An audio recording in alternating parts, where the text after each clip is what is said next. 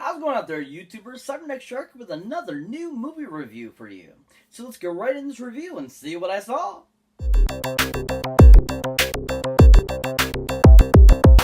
So welcome to another awesome movie review, folks. Cyberneticshark here, of course, as usual.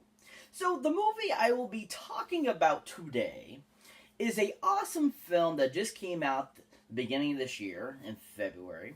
I actually saw it a couple weeks ago, and I'm just getting around to finally doing the review for it because I've had so many to do. Because I've seen so many films over the last 2 months. It's crazy. Anyways, so this awesome film is considered a cyberpunk CGI film that is just an amazing amalgamation of a great Magna Comic book that was done back in the 1990s. And actually it ran from 1990 to 95. Now, this awesome movie happens to be a film entitled Alita Battle Angel. Oh yeah. So Alita Battle Angel, like I said, is based off of a Magna Comic book that was done in the 90s. This is loosely based on that Magna Comic book. They took quite a bit from the Magna and used it in the film, but not all of it. And they, do have a few little liberties that they invoke on the film. But they do keep pretty standard and pretty to the point on the mythology of the film itself, I feel.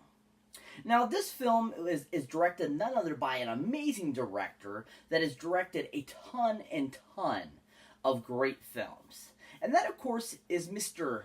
Amazing, electrifying Robert Rodriguez. Oh, yeah. So Robert Rodriguez, you might recognize as the director of Sin City and Sin City 2. You might recognize him as the director of such films as Desperado, Once Upon a Time in Mexico. You might recognize him as the director of Dusk Till Dawn, the film Shorts. He's done a lot of films over the years. But a couple films that I really enjoyed that he directed were none other than an awesome film that came out in 2007 that was part of a Grindhouse feature.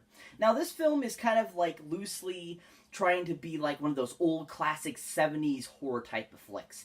And I thought he did a really good job of portraying that and making it seem like a 1970s horror flick. And that, of course, is the film that starred Rose McGowan, Planet Terror. Oh, yeah. I absolutely love that movie. I think it's fantastic. I loved everyone that was involved, from Josh Brolin to Rose McGowan. Everyone that was involved with it. Bruce Willis was even in it. It was just a really awesome film, and it totally ripped off those 70s horror films, and it just was a really great and really well done directed film. And he just directed the crap out of it and made just a really fun and entertaining Grindhouse feature. And I thought that it was like really fun and really silly, and at the same time really action-packed and really well written. Really fun film. If you haven't seen it, definitely check it out, people. It's worth the watch. Really fun stuff. The second movie that I'll be talking about that he directed, or actually a series that he directed, that I think is a great fun series that just got better and better with age. And that, of course, is the awesome series, the Spy Kids film series. Oh yeah. So from 1 to 4, I thought that each one got better and better, and they were just so much fun, entertaining, and awesome. I love Daryl Sabara in them, and I loved Alex Vega in them. And I just liked the whole concept of the film. It just was a really fun idea that, kids could be spies too. And that they had all the special gadgets and stuff like that. You had Antonio Banderas in them, and, Danny Trejo, and Cheech Marin. And you had this whole huge cast that was just so funny and hilarious. Just a really well-rounded cast of films. And just really fun and entertaining. I loved each aspect of it. I loved how kind of it was a little cheesy, but at the same time very, CGI'd and very up-to-date. And very, technologically advanced and stuff like a real spy film was. I just think he did a really great job with those films and made them really entertaining and fun. I had a blast watching them. I actually got to see the third one in theaters. Didn't get to 2 and 3 I got to see in theaters. I didn't see the first or fourth one in theaters. But I think they're really fantastic films, and they're not just for kids. I feel that they're for adults too as well, because they're just entertaining in that way. and they are just fun. And I think Robert Rodriguez did a really great job of directing it and just giving us a really fun and interesting, film series that was just really fun. Now, when it comes to directing Alita, I thought he kicked butt. He made it so amazing and wonderful and just awesome.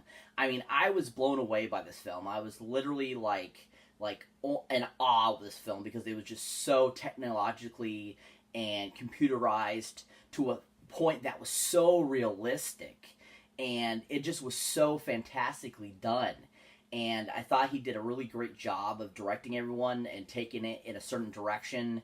I really enjoyed every character in the film and how they developed throughout the film, and you just really fall in love with Alita. And I thought Robert did a great job of, taking that from the Magna and putting it into a film and just making a really great, excellent type of film. And it's just really action-packed. It's like my new number one favorite film. It's just so well done, and Robert did a really great job with it.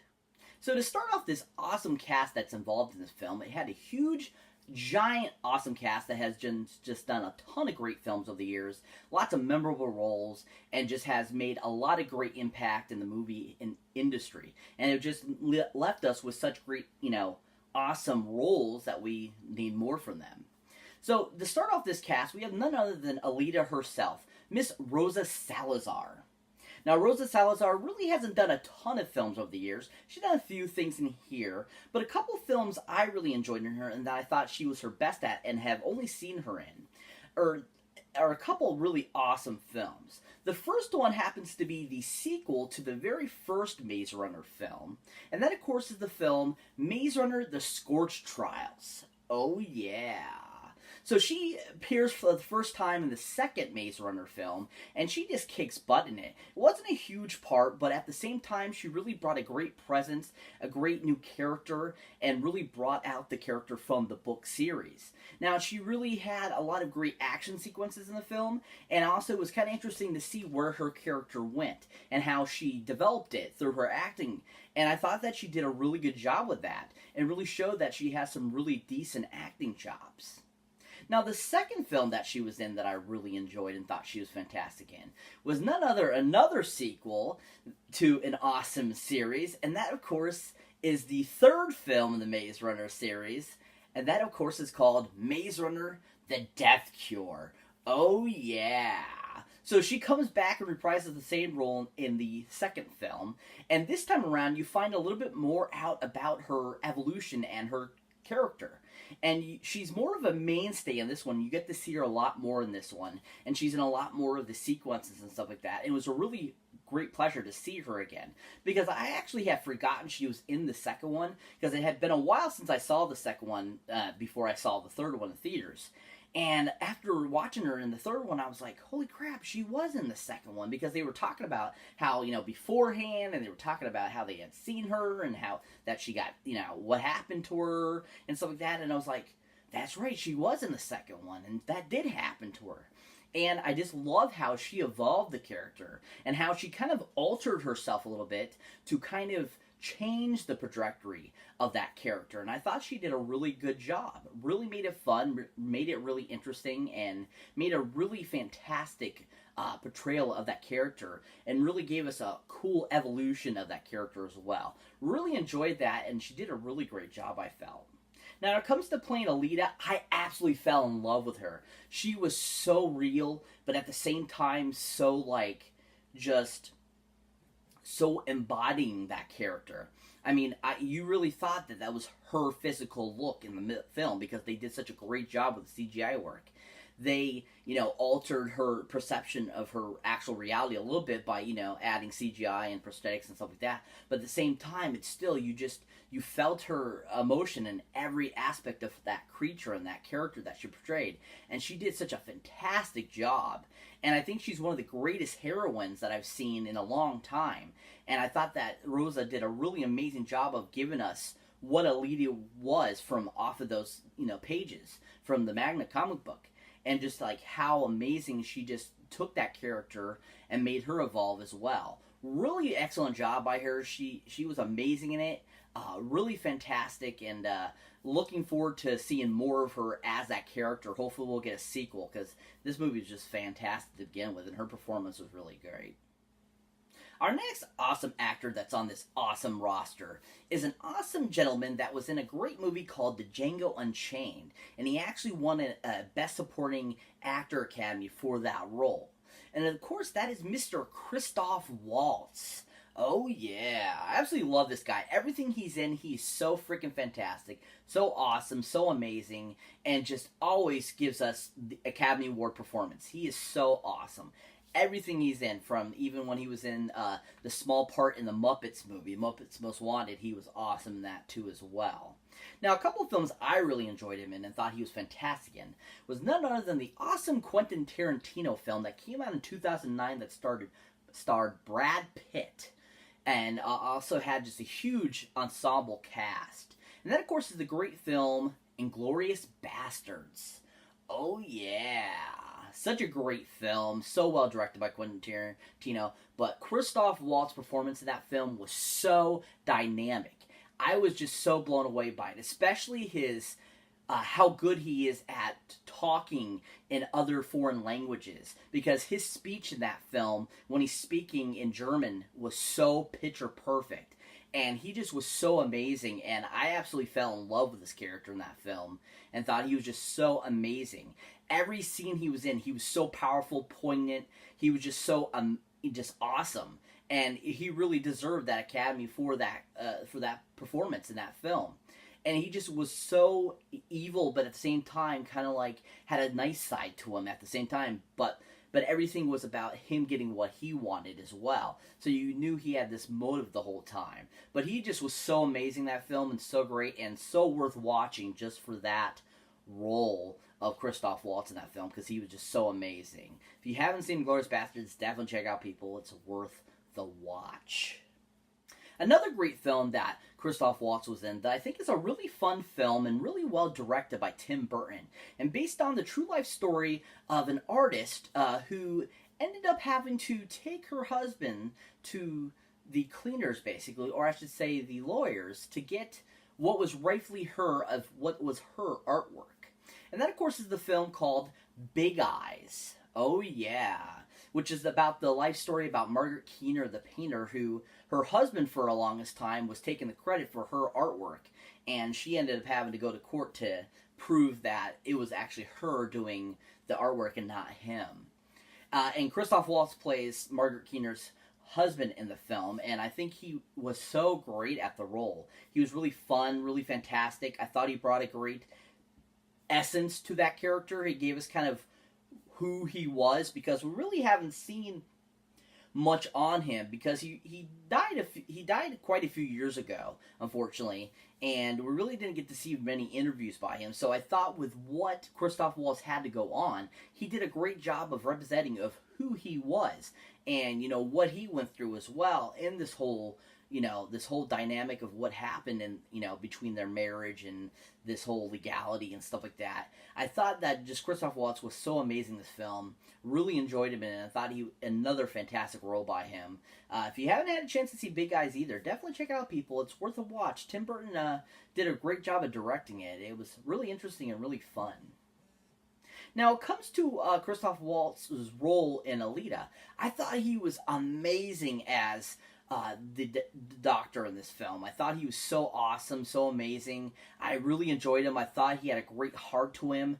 I just liked where he progressed the character, what he did with him, and I just thought it was a really amazing performance by Christoph. And I just thought that he really brought a great essence of what was on those pages to the big screen, and just made a great performance out of something that probably, somebody else could have played the character. Brought a mediocre role too, but he brought an Academy Award role to this. And I just thought he was fantastic in it. Really enjoyed him in it and thought he was really amazing in the film.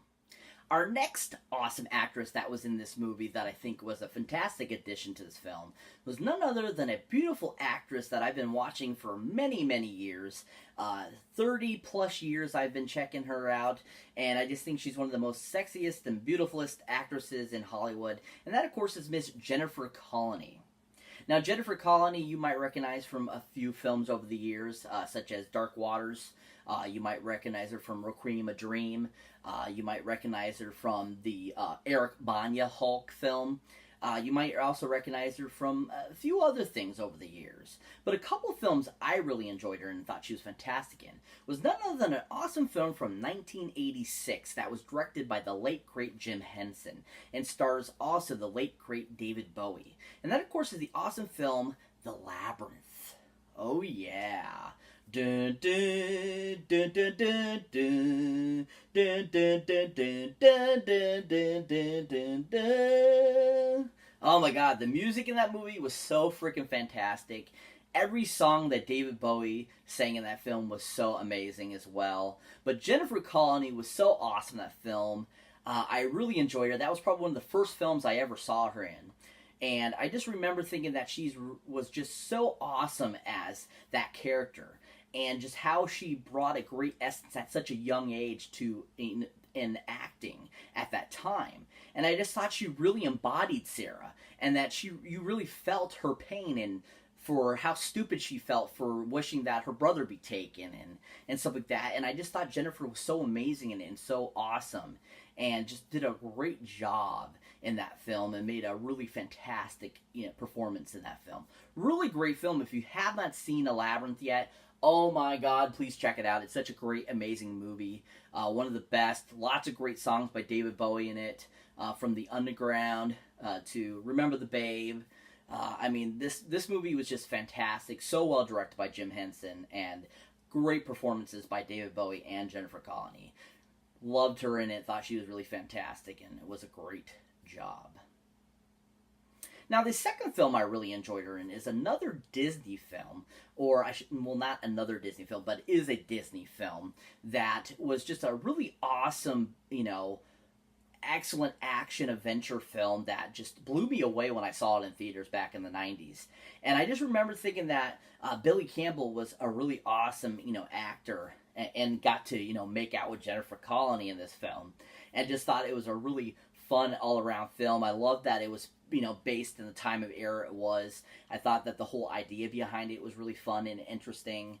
Just a really well-rounded and fun film. And that, of course, is the awesome film called The Rocketeer. Oh, yeah. The Rocketeer. I absolutely love this film. I think it's one of the best films around. Such a great film. And Jennifer Connelly was so awesome. And I loved her playing the love interest in the film. I remember her hitting that certain age during that film. And she just blew out and became so even more gorgeous. And just was so awesome in the film. I loved her chemistry between her and Timothy Dalton. I loved her chemistry between Alan Arkin and Billy Campbell and everyone that was involved with the film. And I just think she did a really great job of portraying that character and gave us this kind of cool, kind of heroine character, but at the same time kind of being, the helpless, female character in the film too as well.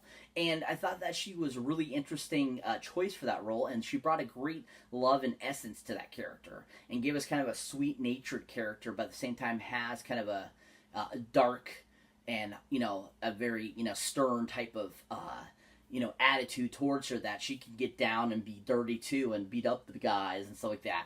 It was just a really awesome role by her, and I really enjoyed it, and thought she did a really fantastic job. Now, when it comes to her role in Alita Battle Angel, her character was pretty interesting and fun. It was a very different role, I felt, more on the more dramatic side for her, a little bit more on the darker side, because she kind of plays a semi-villain slash kind of a good guy, because she has a good heart, but she's doing all the things for the wrong reasons because of the loss of her child, and it's like she's doing these things because she feels like she needs to in order to cope with what happened in the past. But at the same time, she sees what's happening to these poor people, and she she's like, why am I doing this? And I should be helping these people instead. And she's like supposed to be this super, smart cybernetic engineer and stuff like that. That putting bioengineering humans with robotic parts when they lose a part and stuff like that. And it just was a really awesome and interesting, character. And I really enjoyed it, and I thought that she did a really fantastic job. And I thought that she brought a great kind of different sense to it, and I thought that was interesting that they did that with that character, because I'm not sure how much of that from the comic books is true, that character. I know a little bit of her character is based off the comic books, but not all of it. And they, embellished a little bit more on her character. But I still thought Jennifer Connelly did an amazing job with the performance. I thought she was really fun. I thought she was a good, added... actor to the role, and I thought that she was a good fit. So to round out this awesome cast, we have none other than another Academy Award-winning gentleman that has lent his awesome talent to this film. And that, of course, is Mr. Mahershala Ali. Oh, yeah. So, a couple of films I really enjoyed Mahershala in that I think are just fantastic films. Because he really hasn't done many other films. These two particular ones are kind of the ones that he's been in.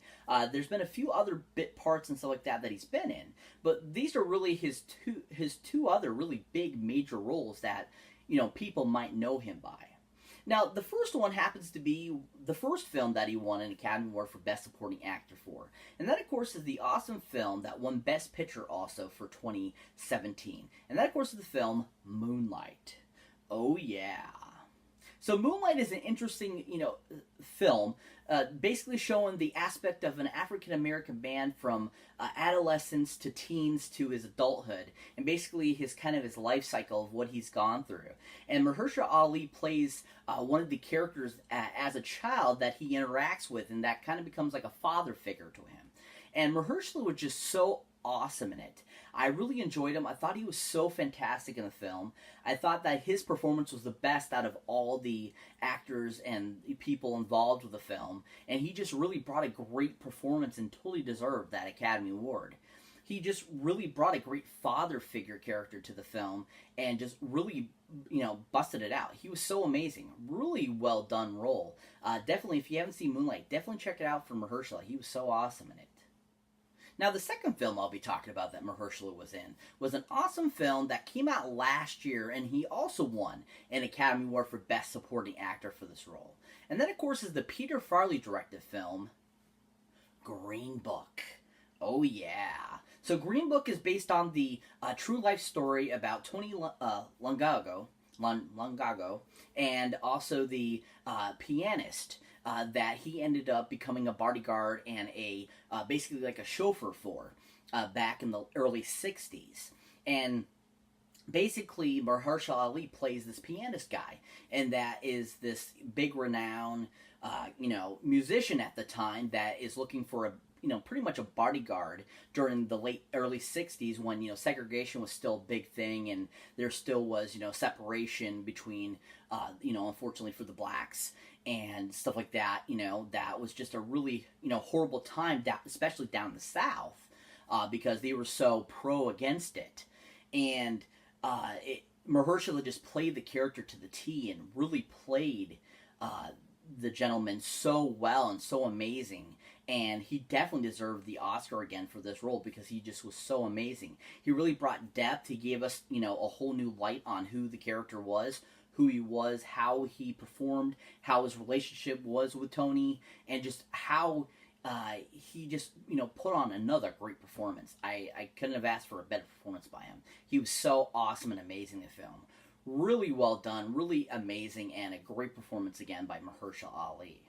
Now, it comes to his character in Alita. I thought he did a pretty fantastic job. I thought he was really good as kind of the anti-villain, or the, he's not like the full-on villain, but he's one of the villains in the film. And I thought he did a really fantastic job, and just made a great performance out of it.